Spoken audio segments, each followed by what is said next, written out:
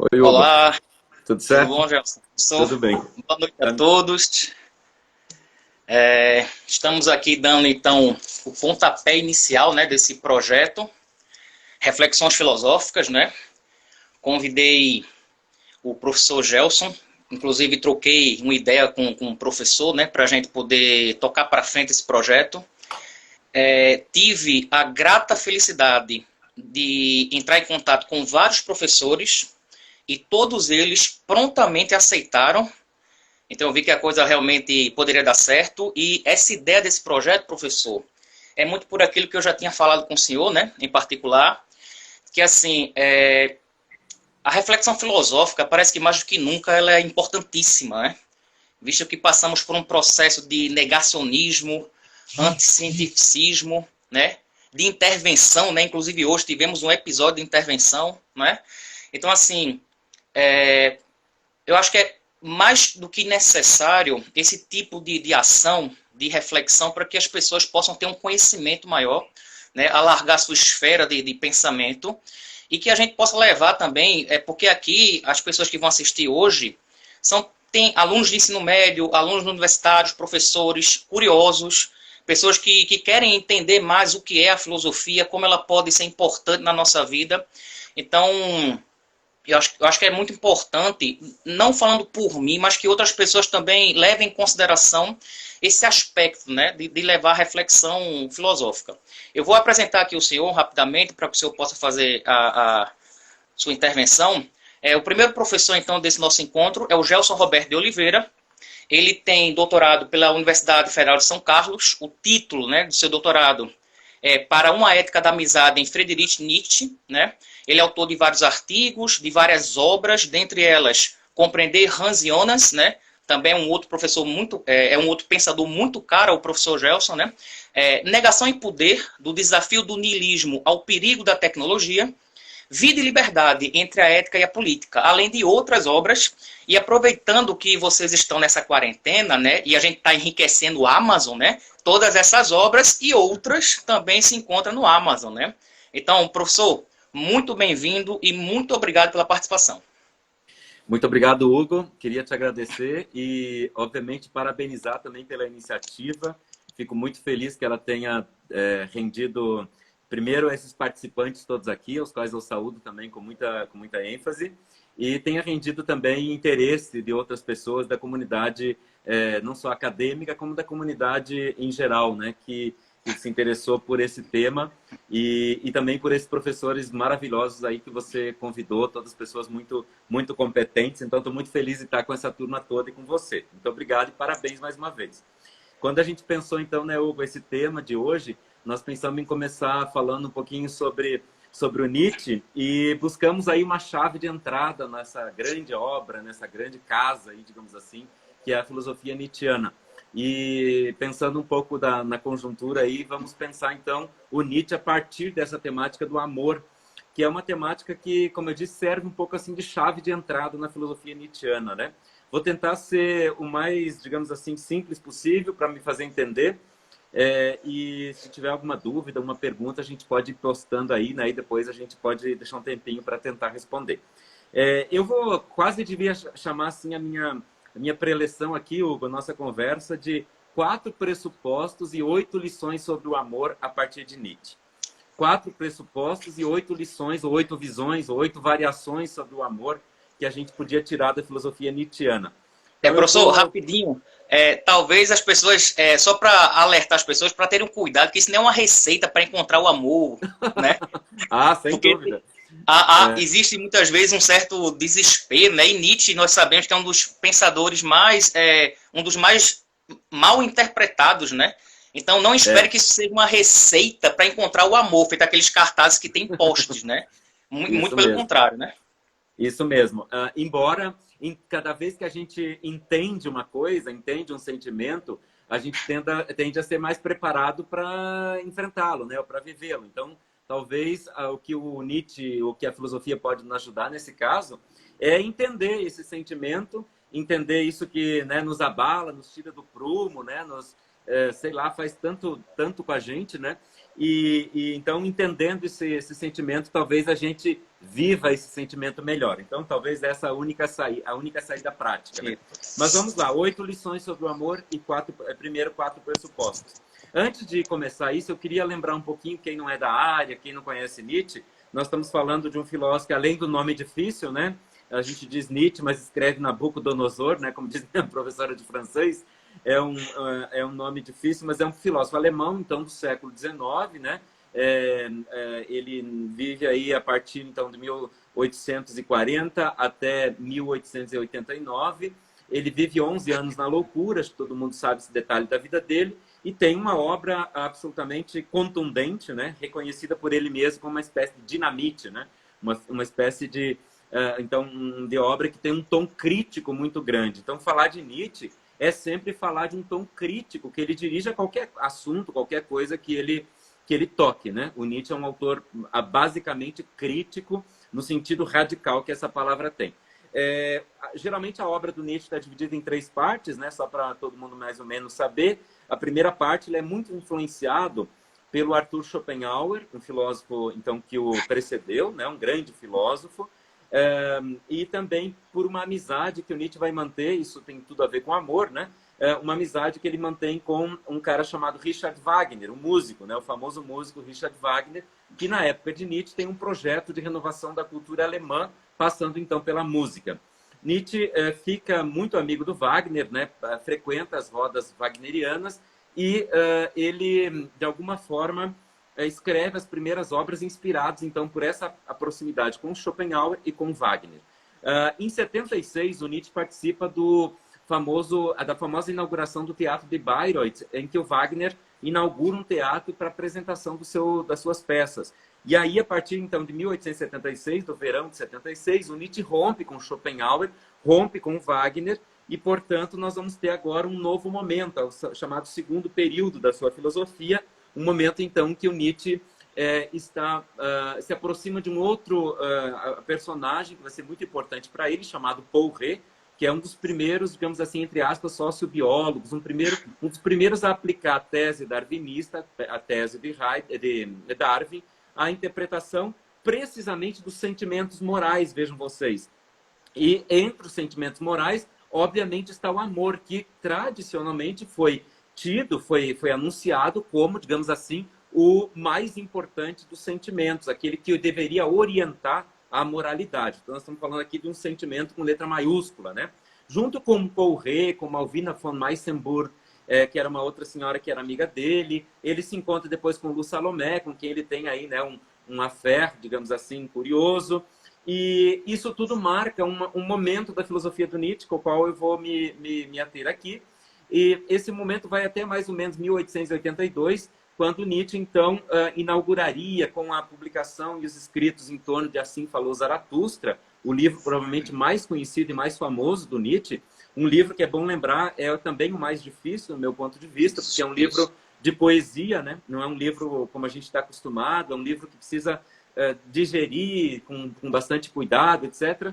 Lu Andréa Salomé, isso mesmo. Quem quiser assistir o filminho, acho que o Zu Coelho, aí a Zu Coelho está falando, é interessante porque o filme Lu, né, tá por aí, um filme bem interessante, mostra um pouco a posição importante que essa mulher teve entre grandes pensadores da sua época, né? Vale lembrar que ela escreve, inclusive, uma biografia sobre Nietzsche, cujo prefácio foi escrito por um amante dela, o Freud, né? O Freud, ela foi também amante do René Maria Rilke, o grande poeta, então estava cercada de homens importantes, vamos dizer assim, né? Sem falar que ela se casa com Paul Rée, que é esse amigo aí do Nietzsche.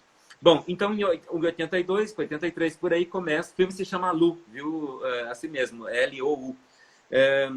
Então nós temos aí no momento em que, a partir de 83, 82, começa a fase, digamos assim, de maturidade, em que os grandes temas da filosofia do Nietzsche aparecem, né? Nihilismo, vontade de poder, né? Eterno retorno, o Übermensch, né? Traduzido aí como Além do Homem, todos esses grandes temas que aparecem.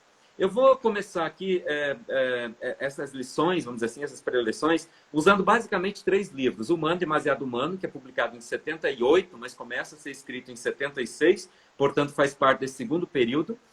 Algumas referências a Gaia Ciência, que é um livro que o Nietzsche lança precisamente em 82. A Gaia Ciência é um dos livros mais curiosos e mais importantes do livro, né, do Nietzsche, né? E Assim Falou Zaratustra, que a gente não pode passar sem ele. Se a gente olhar mais ou menos assim, buscar a palavra amor, inclusive, Hugo, nessas obras do Nietzsche, a gente vai ver que elas têm um grande número de ocasiões em que ela aparece precisamente nessas 3 obras. E isso não é à toa. É porque o Nietzsche, ao tematizar a sua filosofia, ao fazer a sua filosofia, ele também, de alguma forma, faz isso ligado à sua vida. Ou seja, o Nietzsche é um dos poucos autores em que a vida e a obra estão muito conectados. Então, os dados biográficos, muitas vezes, começam a interferir nos dados, digamos assim, nos dados filosóficos. A filosofia do Nietzsche, portanto, vai ser uma filosofia marcada pela sua vida. Então, não é à toa que nesses momentos em que o Nietzsche vive os maiores dramas afetivos, é o momento em que o tema do amor, temas ligados ao tema do amor vão aparecer com mais força. Então, vamos lá. Os 4 pressupostos. Vou tentar ser didático. Primeiro pressuposto. O pressuposto, né? O amor deve ser entendido no Nietzsche como, primeiro, um ponto de vista crítico, do ponto de vista crítico. Esse é o grande pressuposto. Nós não podemos querer encontrar no Nietzsche uma visão, digamos assim, primeiro, romântica do amor. O Nietzsche é um grande crítico do amor romântico.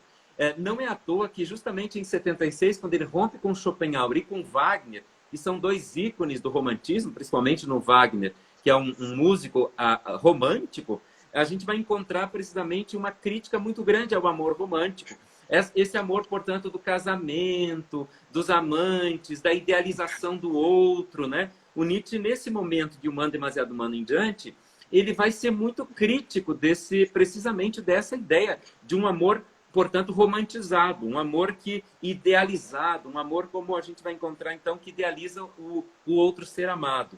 Tem outra questão crítica que a gente tem que lembrar, é que o Nietzsche também vai se distanciar de uma visão judaico-cristã do amor.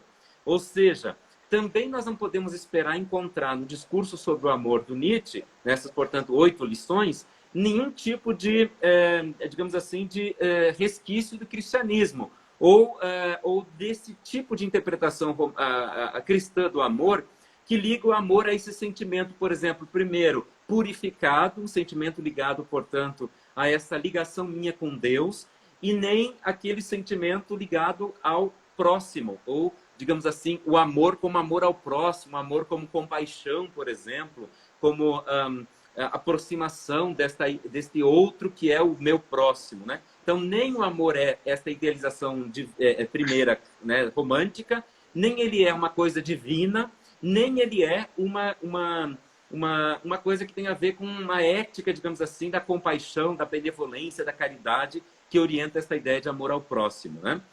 Talvez a gente pudesse complementar essa listinha de perigos aí do primeiro pressuposto, que o Nietzsche também se distancia de uma espécie de amor moderno, vamos dizer assim. O Nietzsche, a gente vai encontrar na obra de Nietzsche muitas críticas à modernidade.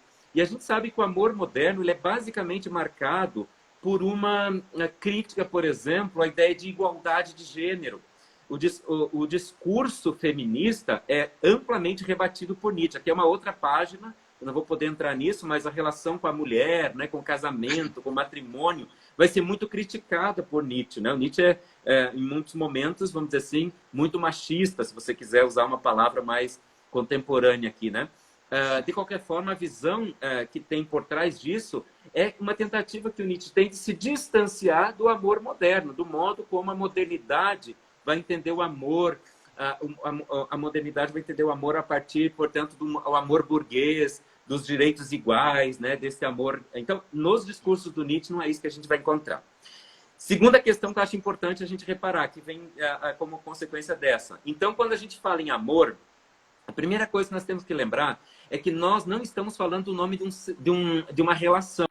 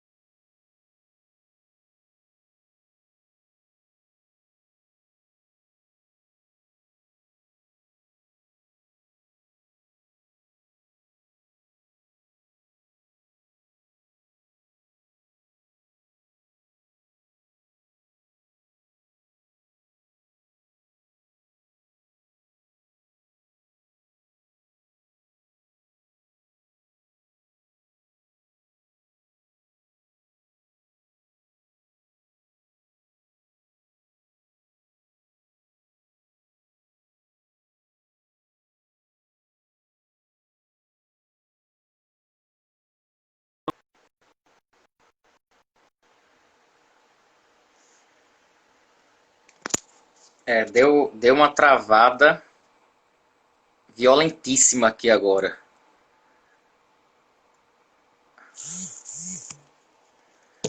Eu percebi, pessoal, que travou. O problema é que não tinha como... O professor deu uma travada violentíssima.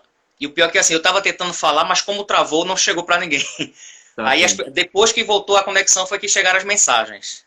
Tá bom. Então a gente pede desculpa aí, não sei até onde foi. Eu estava falando do segundo pressuposto, acho que isso aí dá para recuperar, né? O segundo pressuposto era esse. O primeiro, então, é esse de que a posição do amor tem que ser crítica, né? A segunda é que o amor tem como pressuposto, então, os tipos variados de amor, porque amor é o nome de um sentimento, não é o nome de uma relação.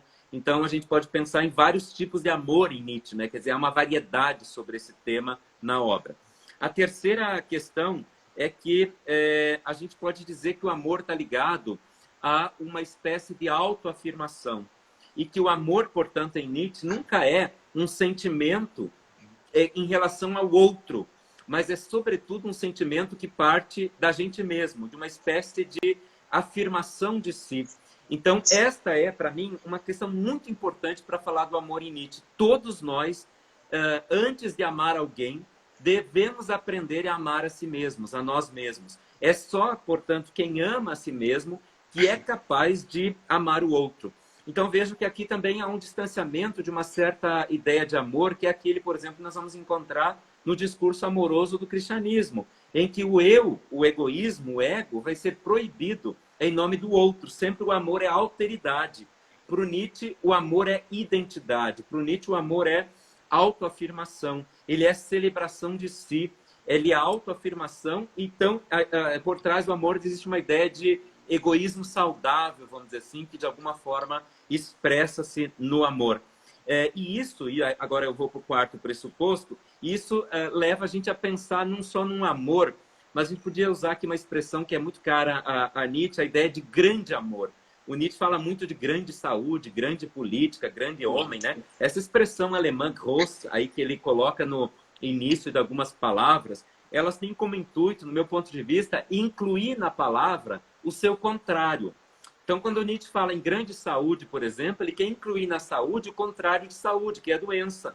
E a gente não tem uma palavra para expressar isso, certo? Então, por exemplo, quando ele fala grande homem, ele quer incluir no homem, essa ideia do homem humanizado, humanista, aquilo que seria o contrário do homem, aquilo que a gente reconheceria tradicionalmente como inumano, né, como violento, etc.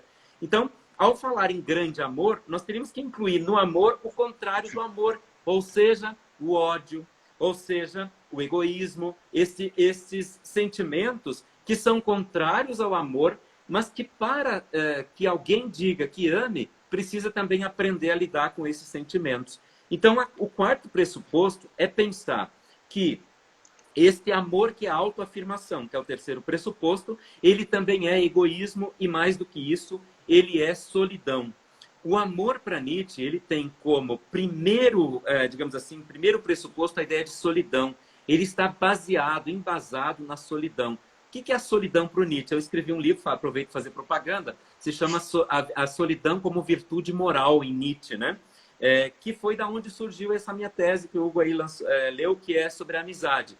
Porque eu queria pesquisar o que era o tema da solidão em Nietzsche. E veja que eu acabei, depois de discutir o tema da solidão, acabei me encontrando com o tema da amizade, porque me incomodou muito o fato de Nietzsche falar tanto da solidão, mas ao mesmo tempo ter valorizado tanto os amigos, ter valorizado tanto a amizade. E é interessante a gente pensar, então, que a solidão é o critério para a relação amorosa. Por quê? Porque para Nietzsche a solidão é uma espécie, Hugo, de asseio. Quem quiser o livro pode entrar em contato comigo, tá, gente? Eu dou o endereço depois. A gente tem aqui, ele foi lançado aqui pela editora Champagnat, da PUC, mas a gente pode depois discutir. Então pode mandar mensagem aí no meu Insta, é Gelson Oliveira, né? É Gelson com J. Então, Hugo, opa, caiu aqui meu telefone. Então, Hugo, desculpem, caiu aqui. Curiosamente, as coisas acontecem, né? Tudo ao vivo, né? É uma conspiração contra Nietzsche. Conspiração contra Nietzsche. A gente está falando mal aqui das coisas sagradas, né? Então, vejam bem, A gente, então, tem que reconhecer, veja, por que a solidão é um pressuposto, é um critério do amor? É porque, veja, a solidão, ela é o princípio de asseio, diz o Nietzsche, é o princípio de limpeza. A solidão é uma higiene espiritual. O Nietzsche acha que todas as vezes que a gente se relaciona com outra pessoa, e, portanto, todas as vezes que a gente ama alguém, a gente se suja, a gente vai criando sujeira em torno de nós, e essa sujeira vai, às vezes, nos impedindo de se relacionar bem com as outras pessoas. Então, de uma hora para outra, a gente precisa voltar para a gente mesmo, nesse processo de solidão, que é uma ideia de toalete espiritual, de asseio, portanto, e limpar-se de tudo isso que são os outros. O Nietzsche acha que todas as vezes que a gente se conecta com outra pessoa, isso suja. Então, o que a gente precisa fazer? A gente precisa se limpar. Isso é o papel da solidão. Existe uma metáfora, Hugo, muito boa, que diz o seguinte, mais ou menos assim, nós somos como uma poça d'água na beira de um caminho. Vem aí os andarilhos, deixam os seus andrajos, né? Vem os passarinhos, fazem os seus cocôs, vem uma enxurrada e traz aquela lama toda, esta água vai ficando suja. Nietzsche diz, isso somos nós, na vida social, na vida em comunidade. Toda vez que a gente se encontra com alguém, a gente vai se sujando. A gente vai pegando, né, gírias, a gente vai se vestindo de um jeito que não era o nosso, a gente vai, sei lá, pegando ideias postiças, né? Tudo isso.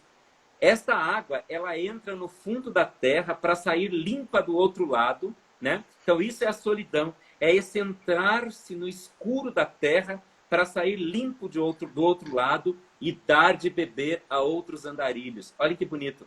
Dar de beber a outros andarilhos significa a solidão não é ficar embaixo dessa terra aí, não. Não é ficar nessa escuridão sozinho, não é isolamento. Solidão não é isolamento.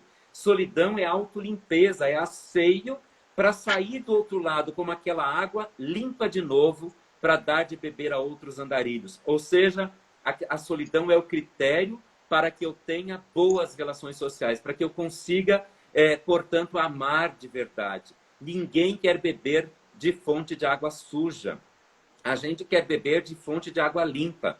E isso, Hugo, me leva a uma outra noção de amor muito, muito cara a Nietzsche, que está ligada a essa ideia de solidão, portanto, esse quarto pressuposto, é que o Nietzsche, ele não acredita que o amor é falta. O Nietzsche não acredita que o amor é carência, como a gente muitas vezes aprende, inclusive num discurso sobre amor, que vem de um dos livros mais famosos da filosofia sobre o amor, que é o Banquete do Platão. No Banquete do Platão tem um personagem que descreve uma das metáforas mais famosas sobre o amor, que diz que nós somos uma espécie de metade e que o amor vem de um castigo, né? Lembra? O amor é um castigo porque a gente quis acessar o mundo dos deuses e a gente foi dividido, então, como castigo. Então, veja, o amor é um castigo, já começa assim. E nós somos divididos em duas partes e fomos, então, misturados. E a nossa missão, então, aí veja a carência, o amor é carência, é uma espécie de castigo, mas também de carência, que é o fato de a gente procurar a outra metade da gente, né? E aí a gente veja, lá na passagem vai dizer que muitos eram esferas, né? Esferas que eram dos dois lados masculinos. Então, alguns de nós buscamos o igual, né? Um busca o homem que busca homem, a mulher que busca mulher. E alguns eram diferentes. Então, outros buscavam um amor que é heterossexual, vamos dizer assim, né? O Nietzsche não concorda em nada com essa história. Para o Nietzsche, isso aí é tudo bobagem. Para Nietzsche, isso aí não tem sentido nenhum. Todo amor que for carência é um amor fraco, é um amor sujo, é um amor defeituoso, é um amor problemático e, por que não dizer, já que o Nietzsche usa muito essa expressão, é um amor doentio. Todo amor de alguém que se reconhece como carente, que precisa de um outro para complementar, que precisa de um outro para completar, é a prova, diz o Nietzsche, da ineficácia do amor e do fato de que esse amor nunca vai dar certo. O verdadeiro amor, ele nasce, portanto, de uma exuberância, de um luxo, de uma alegria que a gente tem com a gente mesmo. Conquistada onde? Naquele momento da limpeza e da solidão. Vejam como esse pressuposto para a gente entender o discurso amoroso do Nietzsche é muito importante. Sem isso, a gente nunca vai entender o que é de fato o amor para ele. O amor, então, é essa consideração, essa capacidade que a gente tem de encontrar o outro, dando de presente para ele aquilo que nós somos na nossa beleza absoluta. Então, veja, a nossa missão como seres que queremos amar e ser amados é primeiro nos embelezar. Se a gente não for bonito, como é que a gente vai querer que a gente ame? Ou que os outros nos amem, desculpa. Se a gente não se amar, então o Nietzsche, inclusive, vai criticar o amor do cristão, porque vai dizer que o cristão quer que o outro ame, né? Amar ao próximo como a ti mesmo. Mas ele também se odeia, ele não pode amar a si mesmo, porque o egoísmo é proibido. Então Nietzsche vai dizer, no mínimo tem uma contradição aí. Se você não se ama, como é que você exige que os outros te amem? Como é que você espera que os outros te amem? Então nós temos que primeiro aprender a amar a gente mesmo, porque aprendendo a amar, a gente aprende a fazer aquilo que depois o Foucault vai caracterizar, usar aqui uma coisa meio fora, mas de estética de si. A estética de si está em Nietzsche primeiro, porque se trata de fazer de si mesmo uma obra de arte. Só quem faz para si mesmo uma obra de si mesmo uma obra de arte é capaz de amar com plenitude o outro. Nós precisamos nos enfeitar, nos embelezar. Isso que é a toalete espiritual, para que a gente se ofereça plenamente para o outro. Curiosamente, não é à toa que o próprio Zaratustra começa justamente com um discurso amoroso. Porque vocês lembram que o Zaratustra está em cima de uma montanha, assim que começa o livro. Lá ele está pleno de luz, né? E ele desce para os homens, ele vai para a praça do mercado. No caminho ele encontra um sacerdote, que é, digamos assim, aquele que representa o discurso, digamos, amoroso cristão, né? Que diz para ele, não vá aos homens, os homens não merecem o teu amor, os homens não merecem a tua mensagem. E o Zaratustra se recusa, fala para ele, até vou pegar aqui a passagem, fala para ele, não senhor, eu vou descer, porque ao contrário de você, eu amo os homens. Eu desço até os homens, porque eu não tinha preparado essa passagem, mas eu vou ler aqui para vocês. Eu desço aos homens, porque meu coração está cheio de amor. Então diz assim, eu faço canções e as canto, né? Ele fala, eu faço canções e canto para esses homens. E diz assim, estou farto da minha sabedoria, né? Quero doar e distribuir até os mais sábios entre os homens, até que os mais sábios entre os homens voltem a se alegrar de sua tolice e os pobres de sua riqueza. Então este amor, olha aqui, Zaratustra diz, eu amo os homens. E daí o santo responde, por quê? Fui para o ermo e a floresta, não seria por amar demais os homens? Ele diz, agora amo a Deus, diz o santo. Os homens já não amo. O homem é para mim uma coisa demasiado imperfeita. O amor aos homens me mataria.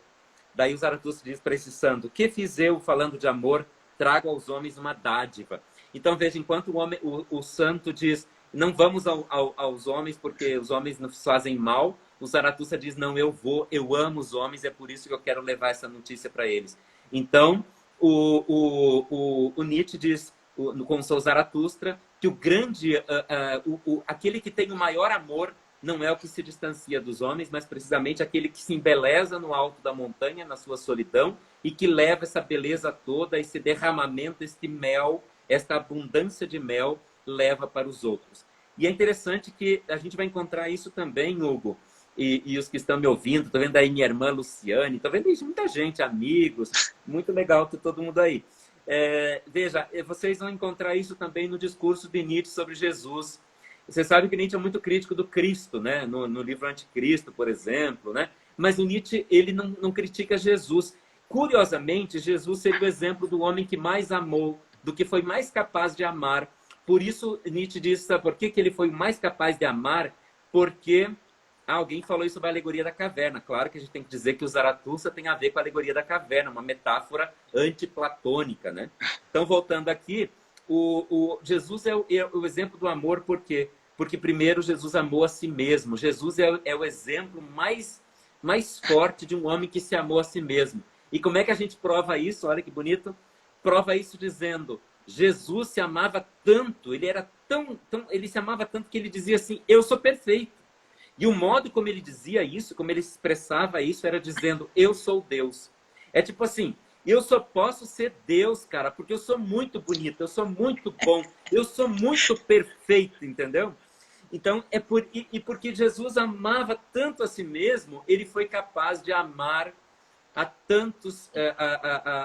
toda a humanidade. Então, esse ato amoroso de Jesus dependeria dessa afirmação de que ele era Deus. Claro que a gente não vai chegar nesse ponto, mas a gente poderia dizer que a gente vai caminhar para uma ideia de amar o Deus que a gente não é, né? Aqui em Curitiba, um tempo desse, teve uma peça que eu achei lindo, o nome dizia Às vezes penso que não sou Deus, né? Com Nietzsche, é bonito, né? É curioso, assim, uma ironia. Às vezes penso que não sou Deus, é quando eu não me amo, no fundo, segundo Nietzsche, né? Porque quando eu me amo de verdade, eu costumeiramente penso que eu sou Deus.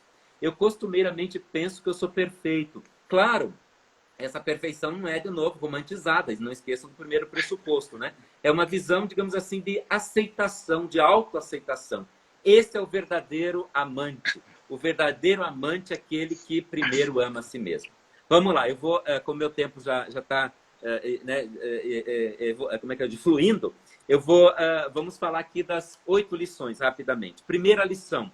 O amor é uma promessa. O Nietzsche escreve isso no fragmento 58 de Humano Demasiado Humano. Ele diz o seguinte: pode-se prometer atos, mas não sentimentos, pois esses são involuntários. Aqui tem alguns, Hugo, que eu acho que são alguns ouvintes que são do grupo do professor André Azevedo, que eu gosto muito, o meu amigo ali da PUC, que trabalham com celebrações de casamento. E eles estão muito ligados à promessa amorosa, né? Então vejam aqui, pode-se prometer atos, não sentimentos, diz o Nietzsche. Pois esses são involuntários. Como é que eu vou prometer amor?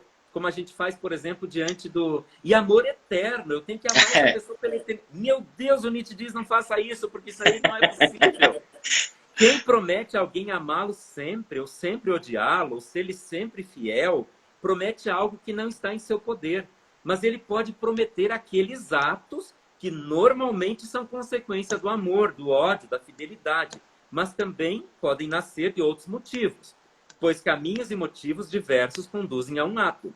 A promessa de sempre amar alguém, portanto, enquanto eu te amar, demonstrarei com atos o meu amor. É isso que significa. Veja, o Nietzsche está dizendo, não é que eu prometo, então, o próprio sentimento. Eu prometo os atos, as atitudes que estão em torno desse sentimento. Então, não é no amor que a gente acredita, mas a gente acredita nos atos que essa pessoa está dizendo que são importantes para manter esse sentimento. Então, quando eu prometo na frente de outra pessoa amá-la eternamente, o que eu estou dizendo é, eu prometo a você caminhar manter atitudes, manter atos que demonstrem o meu amor. Se eu não mais te amar, orem bem, continuarei praticando esses mesmos atos, ainda que por outros motivos. Então é interessante a gente pensar que mesmo quando o amor termina, esses atos podem continuar.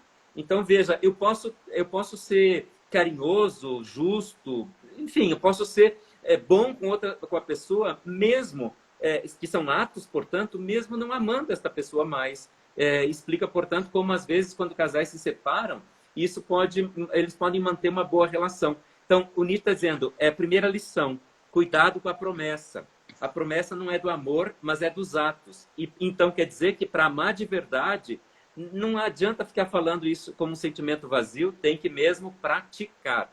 É de atos que a gente está falando. Os atos são muito mais importantes do que esse sentimento que é incontrolável. Os atos não, os atos são controláveis, né? A segunda questão tem a ver precisamente com a ideia de egoísmo. O Nietzsche vai dizer que todo amor é egoísta. Olhem aqui, é no 133 do Humano Demasiado Humano. Estou usando aqui a tradução da Companhia das Letras, do Paulo César de Souza, que é a mais indicada para quem quer começar a ler Nietzsche, né? Ele diz o seguinte, como poderia o ego agir sem ego? Que foi o que o cristão ensinou, né? Que o ego não podia ser egoísta. Como pode o ego agir sem ego?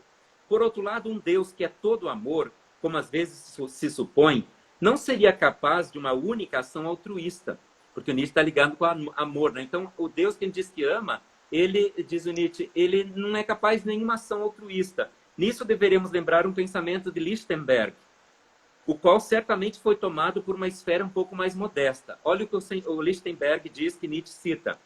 É impossível sentir pelos outros, como se costuma dizer, sentimos apenas por nós mesmos. A frase soa dura, mas não é, se for corretamente entendida.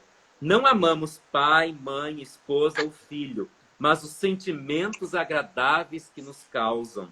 Ou como diz La Rochefoucauld, se queremos amar nossa amante por amor a ela, estamos bem iludidos. O que o Nietzsche quer dizer nessa passagem, é a segunda lição, é que quando a gente ama o outro, a gente ama o sentimento agradável que o outro provoca em nós. Então não é o outro que a gente ama. No fundo, o Nietzsche denuncia que o lastro do amor é o egoísmo, é o ego que está aí. E para o Nietzsche não tem problema nenhum reconhecer isso. É precisamente o ego que, de alguma forma, extravasa esse sentimento amoroso. Então, o amor, ele não é um sentimento puro de egoísmo. Não, ao contrário. Ele é um reflexo, precisamente, do egoísmo. Quando eu amo a mim mesmo. Ou, se você quiser, eu amo o sentimento que o outro causa em mim. O sentimento de prazer que o outro dá para mim. Eu amo a ideia, muitas vezes, que eu tenho do outro, e não o outro mesmo. A ideia do outro significa, eu amo, está numa música da Adele, né? Que diz lá, né? Eu amo a ideia que eu tenho de você. Eu imaginei uma coisa de você. Acho que a Marília Mendonça também cantou isso, viu, gente? Né? Para a gente não ir muito longe, né? Acho que tem uma coisa assim numa música da Maria Mendonça. Ou seja, a gente ama o sentimento que o outro traz para a gente. Isso Nietzsche já disse. Eu acho que ela copiou aqui do Nietzsche. Inclusive, nas redes sociais você encontra muito essa frase, viu?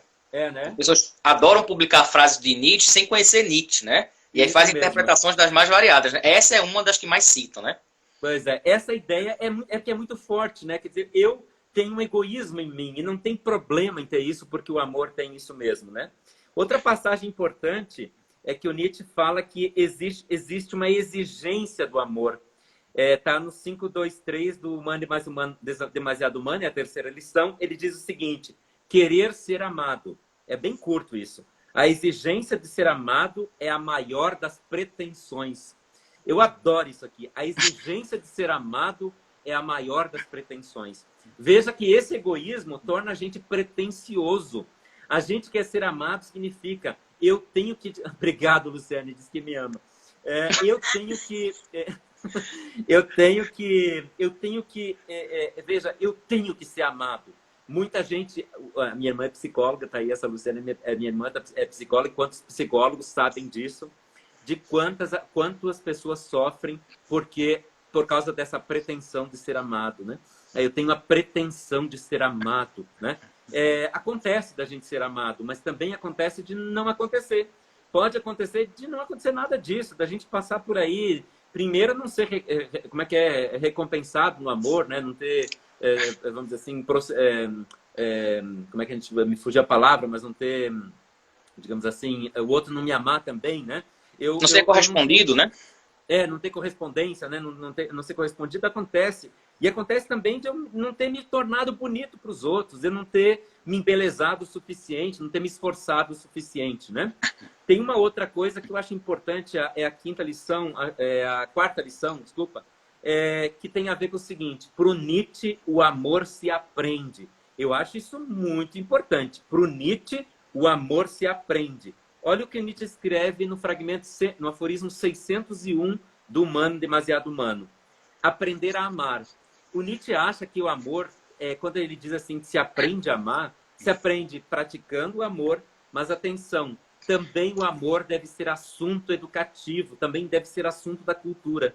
E eu não sei se vocês já repararam como a gente está proibido de falar do amor. O amor é banalizado, ou em frases assim, clichês, ou em mesa de bar, quem comeu quem, etc, né? Ou seja, o amor não é levado a sério. O amor não é... A gente, olha, precisou uma live aqui, né, Hugo, para a gente falar do amor. Pois é. Porque o amor não é levado a sério. Então o Nietzsche diz... E na semana dos namorados, né? Pois é, no dia dos namorados. A gente tem que falar do amor, porque amor se aprende. Amor não é uma coisa que a gente entende que é um sentimento que não é... Que é assim, de alguma forma, natural. Olha aqui. É preciso aprender a amar, aprender a ser bom. E isso desde a juventude. Se a educação e o acaso não nos derem oportunidade para a prática desses sentimentos, nossa alma se tornará seca e até mesmo inapta para um entendimento das delicadas invenções dos seres amorosos. Da mesma maneira deve o ódio ser aprendido e alimentado, caso se queira odiar adequadamente. Do contrário, também o seu germe se extinguirá pouco a pouco. Olha que interessante, o Nietzsche está dizendo que os sentimentos morais precisam de um aprendizado. Nós precisamos aprender tanto a odiar quanto a amar.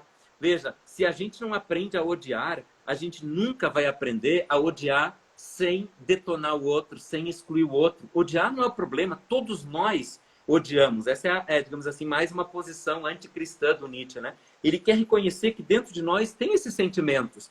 Por mais que a gente não concorde com eles, ou que a gente queira, de alguma forma, vamos dizer assim, extirpá-los da vida social, o egoísmo está aí, ele existe. E E esse sentimento, ele precisa ser aprendido. A gente também tem que domar, precisa educar, precisa tirar as arestas disso aí, tanto quanto do amor. Então é preciso aprender o amor. Isso é muito importante pro Nietzsche. Quinta lição, o amor não deve ser propriedade. E essa é uma lição muito importante, a gente vai aprender isso num fragmento da Gaia Ciência, está aqui o livro, do fragmento 14. Olha o que Nietzsche escreve aqui. Nosso amor ao próximo, não é ele uma ânsia por nova propriedade? E igualmente o nosso amor ao saber, à verdade, toda a ânsia por novidades, não seria nada mais, nada menos do que uma ânsia por propriedade? Por tomar posse do outro?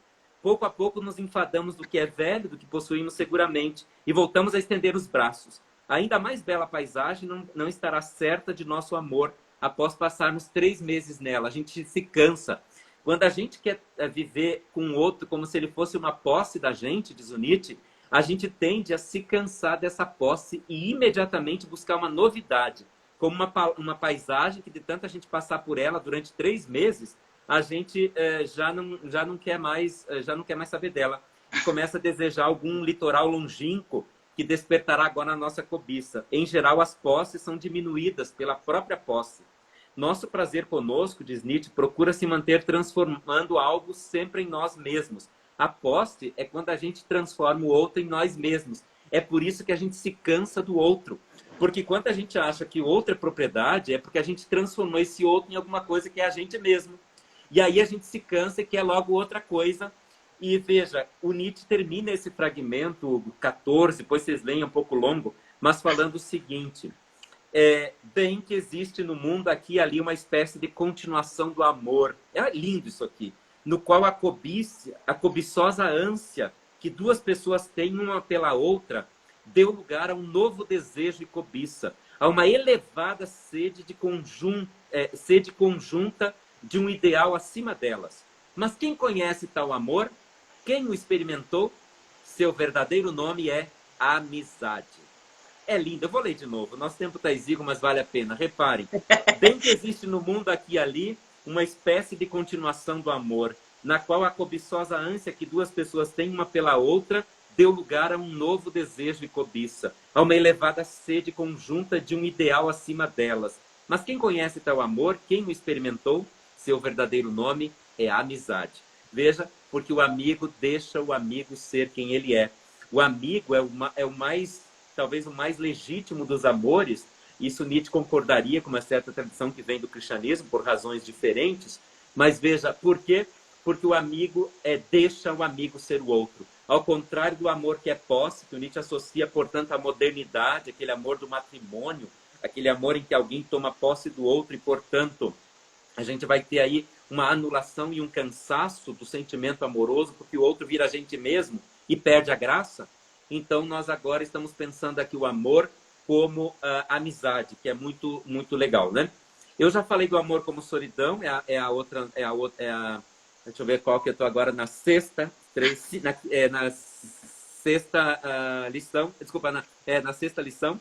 O Nietzsche fala que amor e solidão são a mesma coisa, só que nós temos que tomar cuidado, porque ele diz o seguinte, diz-se estar cansado dos seres humanos apenas quando não se pode mais digeri-los, tendo o estômago cheio deles. A misantropia é consequência de um amor ávido demais pelos homens e de canibalismo. Mas quem lhe falou para engolir homens como ostras, príncipe Hamlet? O Nietzsche é lindo isso aqui também, veja. O Nietzsche está dizendo que o amor, ele também se cansa muitas vezes e leva à misantropia, que é um pouco diferente daquela solidão do asseio, do toalete espiritual, porque o amor ele deriva de uma incapacidade da digestão dos... desculpa, o cansaço em relação ao amor dirige de uma incapacidade que a gente tem de digerir os outros. A ideia da digestão é muito cara a Nietzsche. Nietzsche gosta muito dela. Aliás, o sentimento do ressentimento, que é um tema muito, muito badalado do Nietzsche, meu colega Antônio Edmilson Pascoal escreve muito sobre esse assunto, quem quiser se interessar por isso, né? Tem um livro, inclusive, dele sobre o ressentimento. O ressentimento, o que é? É uma indigestão. O ressentido é, portanto, aquele que se cansa do amor, que não consegue amar. No geral, ele não faz digestão, ele é um dispéptico. Ele não consegue fazer digestão do quê? Das vivências que a gente tem com os outros. Para amar de forma verdadeira, nós temos que aprender a digerir os outros, senão a gente se cansa. Digerir o teu namorado, teu marido, tua esposa, tua namorada, teu filho, tem que digerir essa gente. Não pode ficar com aquele veneno, porque como uma coisa que a gente come e não digere, essa relação vai ficando cansativa e envenenada. É como um alimento parado no estômago que vai fazendo a gente ficar entristecido, pesado e, portanto, essa não digestão leva a gente ao cansaço do amor. Não é maravilhoso isso? A gente tem que aprender a digerir, a esquecer, por exemplo. O Nietzsche vai dizer que o sentimento que a digestão também passa pelo esquecimento. Quantas coisas para amar o outro você tem que esquecer, tem que perdoar, tem que deixar para trás, tem que relevar, tem que ceder, gente. Não fica brigando por minúcias. Quem briga por minúcias não digere o outro. O amor não funciona com esse monte de picuinha que a gente põe no amor. Digere, entendeu? Deixa isso aí virar cocô, dá descarga. Vai adiante, não leva mala. Quem leva mala é ressentido. Quem é ressentido leva mala, não dança nas festas. Se a vida é uma festa, quem está pesado demais com esse monte de coisa que trouxe do passado e não sei o quê, nunca dança. A verdadeira dança, ela depende da leveza. Por isso que uma das frases mais bonitas do Nietzsche, muito conhecidas, frase de para-choque de caminhão, né, de perfil de Facebook, né, Hugo? Diz o quê? Eu só acreditaria num Deus que soubesse dançar. Isso. Eu só acreditaria num Deus que soubesse dançar. É um Deus leve, é um Deus que ama por leveza, né? Penúltima lição sobre o amor. É preciso aprender a amar. Se é preciso, a gente viu antes que a gente tem que aprender a amar no sentido de amor deve ser aprendido, né? Lá na Gaia, lá no Humano Demasiado Humano, o Nietzsche falou nisso, mas aqui no 334 da Gaia Ciência, ele volta a isso falando do suportar. Ele fala o seguinte: eis o que sucede conosco na música. Primeiro temos que aprender a ouvir uma figura, etc. Depois ele vai dizer, mas eis que isso não sucede apenas na música. Foi exatamente assim que aprendemos a amar todas as coisas que agora amamos. Afinal, sempre somos recompensados pela boa vontade, nossa paciência, equidade, ternura com tudo aquilo que é estranho para nós. Na medida em que a estranheza tira lentamente o véu e se apresenta como uma nova e indizível beleza. É a sua gratidão por nossa hospitalidade. Também quem ama a si mesmo aprendeu-o por esse caminho, não há outro caminho. Também o amor há que ser aprendido. Então, veja, o Nietzsche insiste que como a gente aprende a ouvir uma música, a gostar de uma música, a gente também aprende a gostar, a amar, a gostar de alguém. Eu acho que aqui tem uma lição que liga o amor ao conhecimento. Só ama quem conhece. Quem não conhece tem medo. Nós vivemos uma sociedade de muito medo, porque é uma sociedade de muito desconhecimento, né? Hoje mesmo tem toda essa onda contra o racismo no mundo, um levante verdadeiro contra o racismo e a homofobia e todos esses ismos aí que fazem tanto mal para a sociedade. E isso também tem a ver com o discurso amoroso, porque isso aí tem a ver com o medo que a gente tem dos outros. Todo mundo que de alguma forma tem medo é impedido de amar. E a última lição, o Nietzsche, não podemos fechar os olhos, o Nietzsche vai falar do amor feminino, do amor matrimonial. Eu não queria fechar os olhos para isso, viu, Hugo? Porque senão vamos dizer que eu estou fazendo um recorte muito positivo do Nietzsche. E vocês sabem que o Nietzsche é muito machista, né? Ele diz que cada sexo, no 363 da Gaia Ciência, cada sexo tem seu preconceito em relação ao amor. E o Nietzsche, como eu disse, ele vai dizer que o amor é concedido de modo inteiro, grande, pleno. Ele é totalmente natureza. E se ele é assim, então, quando se trata do amor do homem e da mulher, ele diz que há diferenças no modo de amar. A gente não precisa concordar com Nietzsche. O que eu quero só para terminar com essa lição é dizer, talvez a gente devesse, embora não concordemos hoje com esse pensamento, ou não devamos concordar, ou a maior parte de nós não concorde, a gente deveria aprender que também é verdade que digamos assim, que muitas pessoas amam de forma diferente.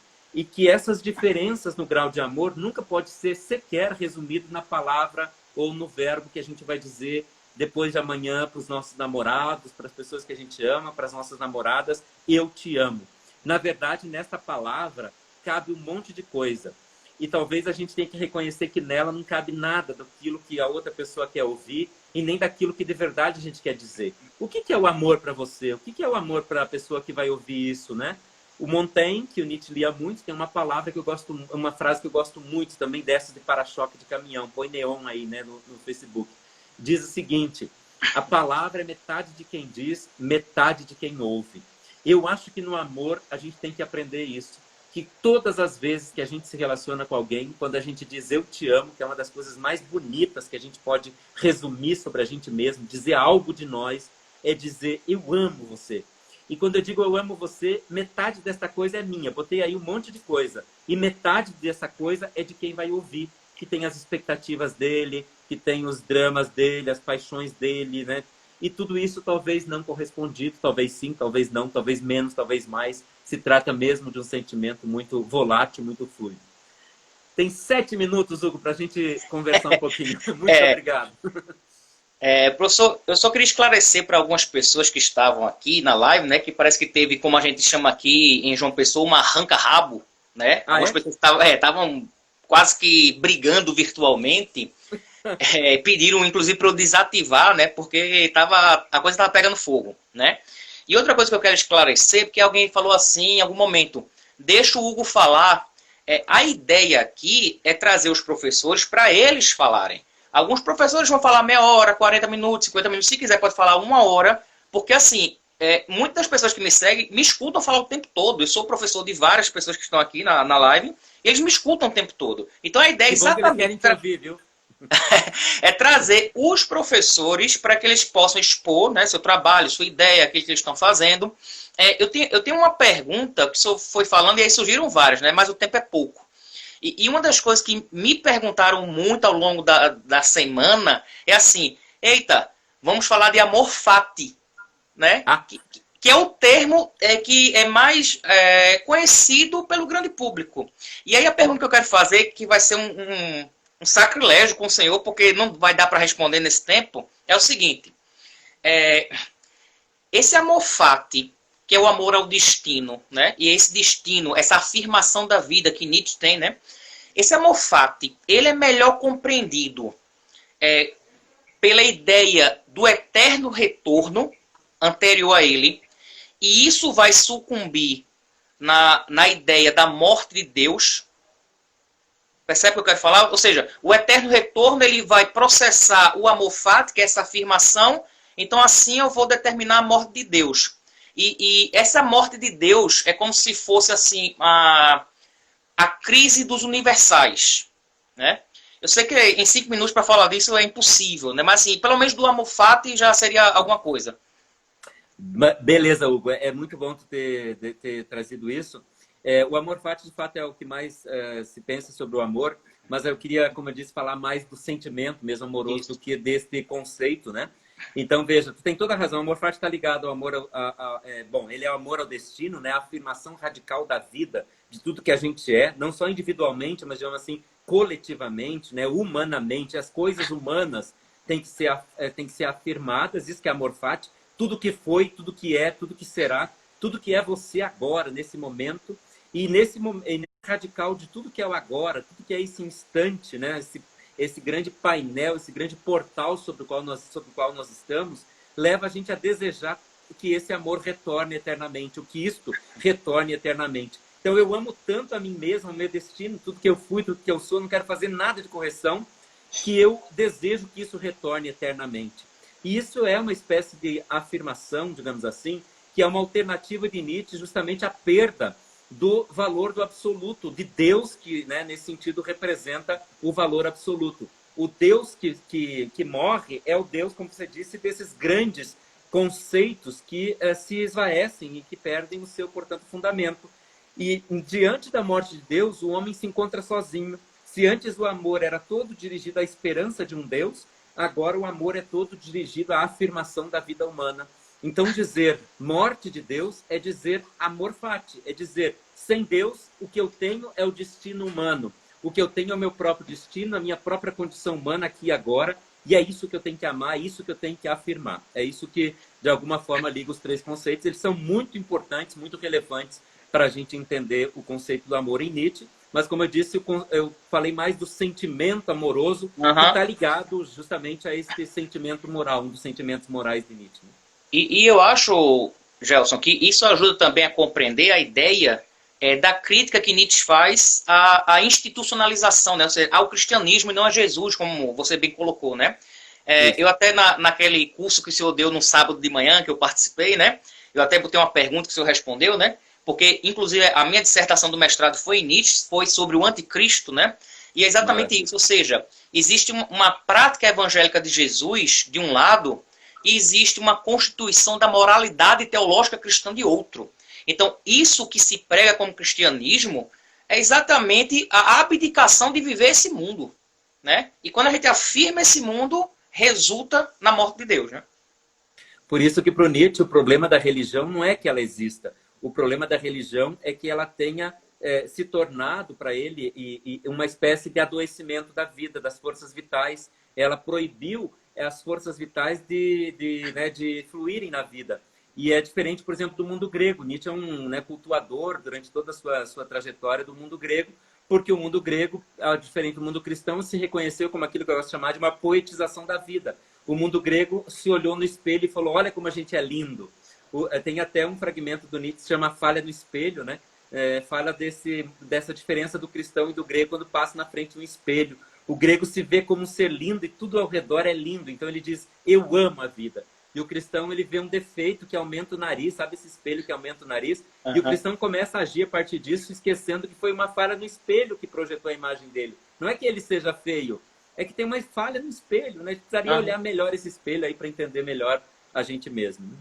Professor, eu queria agradecer imensamente sua participação. Lembrar que na próxima quarta, às 19 horas, vamos tratar da temática Filosofia e Mística em Heidegger e Edith Stein, com o professor Gil Franco Lucena, que inclusive estava presente hoje. Então, na próxima... Não quer dizer que vai ser sempre todas as quartas, né? Semana que vem, por exemplo, vamos falar de Heidegger e Edith na quarta, e na sexta, com a professora da UFPE, a Mariana Fischer, vamos falar de Judith Butler, né? Extremamente muito necessário bom. Nesse momento, né? Sem dúvida. Então, professor, eu quero agradecer imensamente sua participação. Muito obrigado, Hugo. Um abraço a todos. Fiquei muito contente de estar conversando com vocês. Abraço a todos. Deixa eu só ativar aqui para ver se parou a briga. Tá bom. Então é isso, pessoal. Boa noite a todos. Até semana que vem. Boa noite. Até mais, Hugo. Até mais. Tchau, tchau.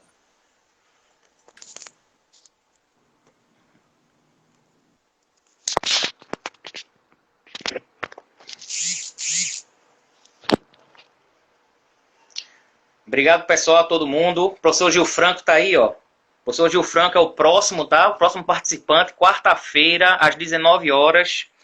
Professor da Universidade Federal da Paraíba. Vamos trabalhar Heidegger, outro autor excelente, e a Edith Stein, né, que poucas pessoas têm contato, mas acompanhe a live aí na próxima quarta, às 7 da noite, ok? Espero que todos vocês chamem mais pessoas, que a gente vai levar esse projeto para frente, ok? Boa noite, pessoal.